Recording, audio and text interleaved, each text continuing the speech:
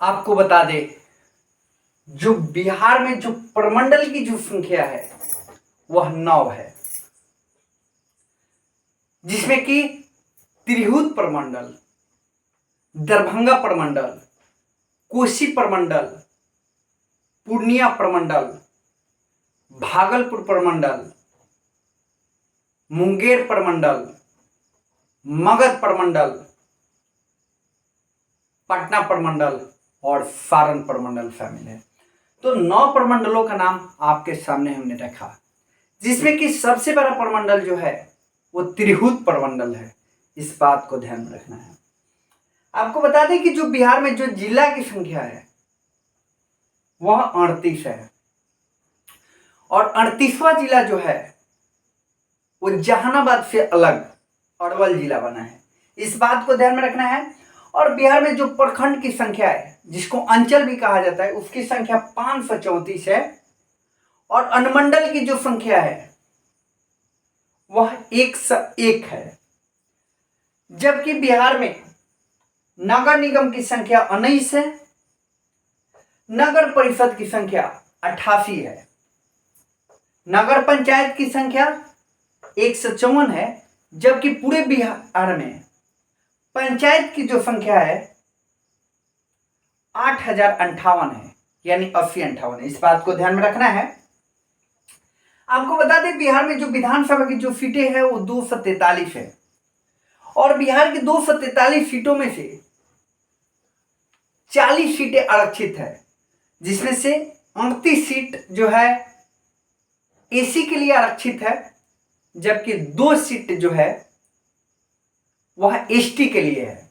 ST की जो 2 आरक्षित विधानसभा की जो सीटें हैं, एक कटोरिया जो कि बांका जिला में है, और एक मनिहारी जो कि कटिहार जिले में है। इस बात को ध्यान में रखना है। आपको बता दें कि विधान परिषद में जो सीटों की संख्या है वो बिहार में 75 है, और विधान परिषद में कोई आरक्षण की व्यवस्था नहीं होती है, ना एसी की, ना एसटी की, ना ओबीसी की, ना महिला की, मतलब किसी के लिए भी आरक्षण की व्यवस्था नहीं होती है। लोकसभा में बिहार में 40 सीटें हैं, और 40 सीटों में से 6 सीटों पर जो है वह एसी जाति के लिए आरक्षित किया गया है, जिसमें से 3 उत्तर बिहार के लोकसभा सीट है, जिसमें गोपालगंज है, समस्तीपुर है, हाजीपुर है। 3 दक्षिण बिहार के लोकसभा सीट है, जिसमें सासाराम है, गया है और जमुई है। इस बात को ध्यान में रखना है। बिहार में राज्यसभा की जो सीटें हैं उसकी संख्या 16 है, और राज्यसभा में भी महिला, एसी, एसटी, ओबीसी को कोई आरक्षण नहीं मिलता है। आपको बता दें बिहार में महिलाओं को जो 50% आरक्षण दिया गया है वह पंचायती राज चुनाव में दिया गया है।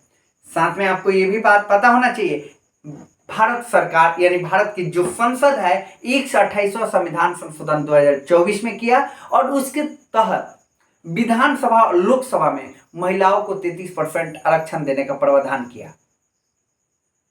लेकिन ये जो आरक्षण लागू होगा वो 2026 के परिसीमन के बाद लागू होगा। इस बात को भी ध्यान में रखना है। साथ में आपको बता दें कि बिहार की राजकीय भाषा हिंदी है, दूसरी जो भाषा है वह उर्दू है। बिहार का राजकीय चिन्ह बोधि वृक्ष है, जिस वृक्ष के नीचे गौतम बुद्ध को ज्ञान की प्राप्ति हुआ था, और यह बोधि वृक्ष 2 स्वास्तिक चिन्हों के बीच स्थित है। बिहार का राजकीय वृक्ष जो है पीपल है, और बिहार का जो राष्ट्रीय फूल है यानी पुष्प जो है वो गेंदा का फूल है। इस बात को ध्यान में रखना है। बिहार का राजकीय जो पशु है वह बैल है, और बिहार का राजकीय पक्षी गौरैया है। गौरैया की संख्या में लगातार कमी हो रही है। इसका मुख्य कारण टावर का जो रेडिएशन निकलता है वो रेडिएशन से गौरैया पर बहुत ही गंभीर प्रभाव पड़ रहा है, जिसके कारण गौरैया संकटाग्रस्त में शामिल होने जा रही है। आपको बता दें कि बिहार का जो राजकीय मछली है वह मांगुर मछली है, जो पांकी में रहती है। आपको बता दें कि बिहार में कुछ फेस्टिवल है, कुछ त्यौहार है, जैसे मलमास मेला। मलमास मेला जो लगता है वो बिहार के नालंदा जिले के राजगीर में लगता है। बहुत फेमस है, बहुत प्रसिद्ध है, बहुत जबरदस्त भीड़ होता है। एक है सौराठ मेला। सौराठ मेला जो लगता है वो मिथिलांचल यानी मधुबनी में लगता है। हरिहर क्षेत्र मेला, ये तो प्राचीन काल से ही प्रसिद्ध रहा है और पारमाणविक गाथा में भी इसका उल्लेख किया गया है।